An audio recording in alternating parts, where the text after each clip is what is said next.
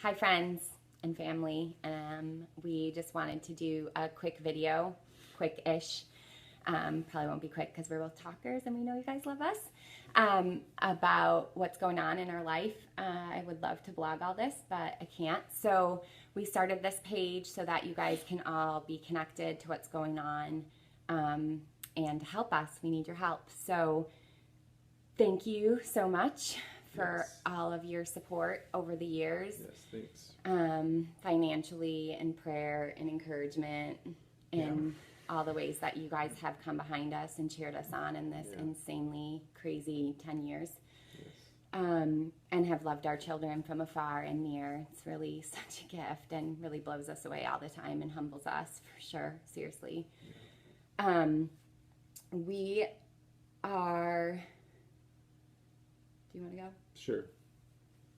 Yeah, so I too want to say thanks for all your support and prayers through the years. This is not a life that we could carry on our own. We feel that pretty consistently, that we just need help. And so many of you guys all of you guys in different seasons and different ways have helped us tremendously. I think what we want to do is, this is probably the easiest way for us to kind of communicate just all the different things that have been going on, just with our kids. And so we wanted to kind of centralize it and just kind of talk about what's been going on since our last fundraiser that we did for Boston back in November. It was September. So a lot of you know that we went on an initial trip in November for Phoenix to just get a second opinion for his spine. And then we went back again in March. So we kind of just want to pick up from March and just talk about kind of how that trip went and then kind of how things have been going with our other kids. So I went back out in March to Boston with Phoenix by myself for some additional follow-up appointments. We met with a bunch of different specialists than we had met with the first time, some other people who wanted to meet him. So I think all in all, we've probably met with 10 specialists there.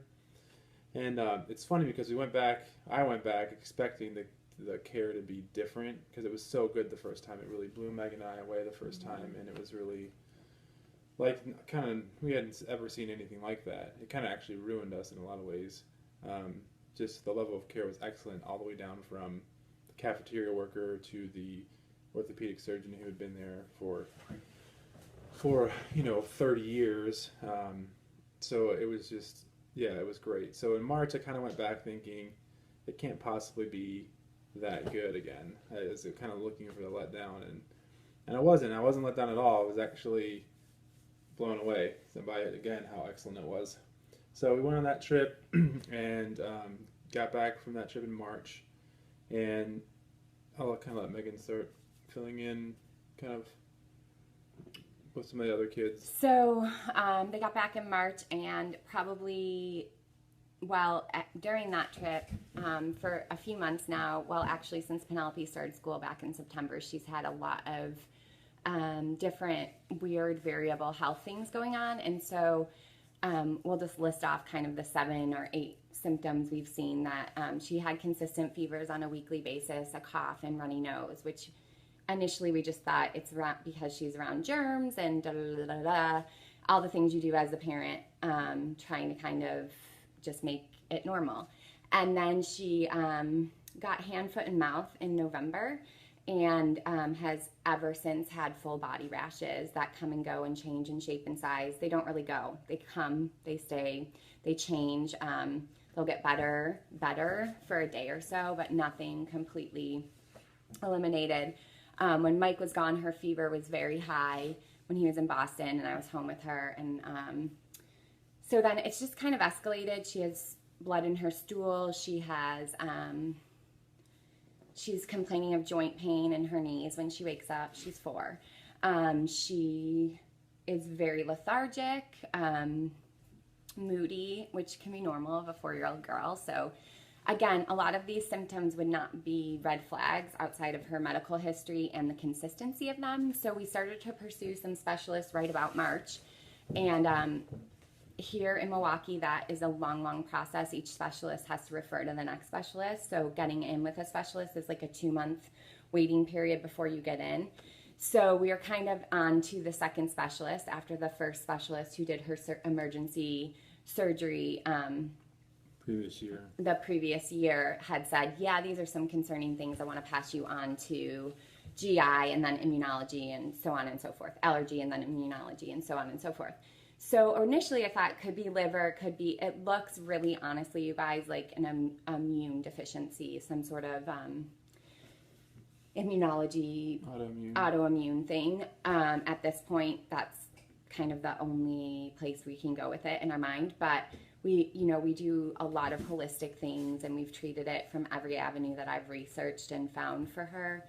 But again, she is just a really rare case, and Penelope's name means, well, her name is something that we picked, and because we both loved it. And then when I went to kind of find the meaning of her name, it's basically someone who waits well, and her life has been about teaching me to like wait well on God. And so this has just been another kind of waiting period for us to try and get to the bottom of this. And I have not been able to shake from day one that there's something at the bottom of this, no matter what angle I've treated it from or how I've prayed about it or how we've changed her diet. She's completely grain-free. She doesn't eat a lot of allergen-causing foods because of her past medical history and da-da-da-da-da.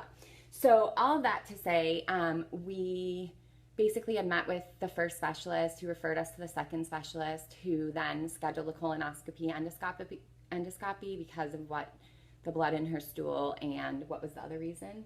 The acid reflux. She has acid reflux as well. So, which was one of the first reasons we went grain-free. So anyway, long story short, between that appointment and the next one, which was scheduled about 6 weeks later, she had 104 fever that wouldn't break. And so we took her to the ER and got admitted because her white blood cell count was extremely high. And she was admitted and then seen by a few different specialists. The endoscopy, colonoscopy was run. Everything that could be run on a basic level was run. And we repeated ourselves over and over again that we believe there's a bigger issue and we'd really like, since we're here. So we were there for 3 days, and everything pretty much came back with nothing to see. There's nothing. They kept saying that the blood in her stool just has to do with fissure or a polyps, and there was nothing there. So again, they're kind of at a loss, but in Milwaukee they don't work collaboratively, and so they're not referring to each other as specialists, or a cardiologist isn't talking to her GI doctor, and so on and so forth. So we've seen 6 specialists, but they're not communicating with each other, and they're all just saying it's not my problem. So basically we kind of hit a dead end with Milwaukee, and we've put in a referral to Boston, which they're thrilled to like bring her there, and they already have like listed to us 6 specialists she would see there, and a doctor is personally working close with us to get her in and kind of move things. Yeah, I had mentioned, it was actually when I was there with Phoenix, obviously, and I had mentioned to one of the doctors there about Penelope, just kind of off the cuff, just to see what she thought, and she was like, oh, if you guys can get here, I would love to see her. So again, it was just that love of like caring and just being connected to our family, and saying, yes, I want to help you guys, as opposed to, oh, that's interesting, not my problem. She's like, let's get her here, let's get her seen. She like in 5 minutes told me what she would do. So it just much better care, yeah. And they work very collaboratively there. So even with all these doctors that will be seen, this doctor she's called a complex care coordinator. So what she'll do is coordinate all of the specialist appointments and make sure they're communicating with each other, and we feel confident in their communication with us. Yeah. That has never existed in our 8 years dealing with the medical world. We've never, ever known care like that. And so, honestly, it makes me cry every time I think about it, really, truly. So the fact that she's invested in our family, and she had met us one time before that when Mike was talking with her, it's really mind-blowing, guys. It's really mind-blowing. Yeah. So, and a gift. We feel like such a gift to us. So that is in the works amidst everything else. Getting her in there, which is a lengthy process. It was for Phoenix, and it will be for Penelope. So fast forward to last week, Genevieve had a hip surgery that we've kind of been avoiding for a year and a half. And she will be in like that brace thing. Some of you guys have probably seen it on Facebook for 6 weeks, with a little bit of taking off, but mainly 6 weeks. And then we found out today, while Genevieve was having the surgery. The day of the surgery, while she's in the While surgery. we're in the hospital, in typical REUWER fashion, we got an email from Boston. So we have been moving forward. We want to do this surgery. We believe it's the right step for Phoenix, and we've been moving forward in communication with them. And they had said they didn't have anything open until at least September. So kind of we were planning towards that. And then while we were at the hospital. Yeah, I got an email just saying that some dates had opened up in August, and so they would call us soon to kind of pick a date. So they called today, and they said they had something available for August 26th. So, and then we probably have to fly out a few days before for some pre-op stuff. So probably we'd have to fly out there the 23rd or 22nd. So it's good. We're ready to move forward with Phoenix in this. I don't know how much detail. I think some of you know kind of some of the detail of the surgery. It's on my blog, if not. Yeah, so. It's on the blog, and then I think there's a video on your blog. Yeah, there's all a video. on the blog. There's a video that's really, In depth. It's tough to watch, but if you guys really want to kind of know the in depth of what the surgery actually is, it's a video of the actual procedure. It's called the Veptyr, Veptyr. So you can look it up on YouTube as well if you are like really interested in the details. So yeah, so we're gonna move forward with that, and we're excited. We're glad that the date's now, because we've just kind of, as you know, we started fundraising for this stuff last year. So yeah, we're excited to move forward. And on a good note as well, the orthopedic surgeon in Milwaukee originally, he disagreed pretty much completely with what the doctor was saying in Boston, and said that he actually wouldn't even, because of his pride, he wouldn't even follow us in regard to this procedure after he had it done. So when we got back to Milwaukee, if there's any issues, you couldn't see him for it, which is obviously not helpful. But this last time I actually went in with Genevieve to just kind of do a pre-op before her hip surgery. He said he had changed his mind and he would do, kind of local follow-up here, which is great, because the closest doctor that we knew of was going to be Minneapolis, which is like 4 or 5 hours away. So obviously that's helpful. Which the doctor in Boston had found for us. Right. So again, mind-blowing care that he did the research of finding a doctor who would be willing to work hand in hand with him across the nation. And then too, and a lot of you know as well, Genevieve has to have another heart procedure, open heart surgery, and that's probably going to be in the spring. And so just the fact that we can get Phoenix's surgery done a little bit sooner is actually helpful, because that gives us some time. And him time to recover. Yeah, it gives everyone time to recover from the whole kind of deal with surgery, because it just really affects all of us and the kids in a big way, not just the surgery itself and not just the hospital stay, but for weeks after, it takes us time to adjust. And something like this with Phoenix is so big, it's going to be months of him relearning how to function with his body and after the surgery. So so the timing's great. We feel ready for it. I mean, that's kind of just a, believe it or not, the nutshell version. There's a lot more we could tell you. Yeah. But I feel like, so fast forward to like what from March to now has kind of looked like for us, just on a really now bringing, Penelope had 2 specialists before all of this shook down, and she had appointments probably once every 9 months to a year. Well, since March, we've had on average 10 hours a week of doctor's appointments between Genevieve, Phoenix, easily, and Penelope. So that's not even including driving up to Milwaukee and back. Well, so, yeah, I mean, that's an hour and a half there. So I mean, so the time, cost, and energy involved in that has just been really draining on us. Yeah. And it's been fine, we'll get through it. But when we step back and kind of look at it, we're like, holy moly, we've been doing so many appointments, and we've had to juggle a lot of changing my schedule with work so that I can do some of the appointments and he can do some of the appointments, because someone has to be here for therapies when they're coming in. And for most of you know that our children's hospital is an hour each way, and so it's generally a 3 to 5 hour day to go to an appointment. So just to paint that picture, because I know a lot of you aren't here and you wouldn't know that. And even those that are here and love us, we just don't, you don't know our day-to-day either.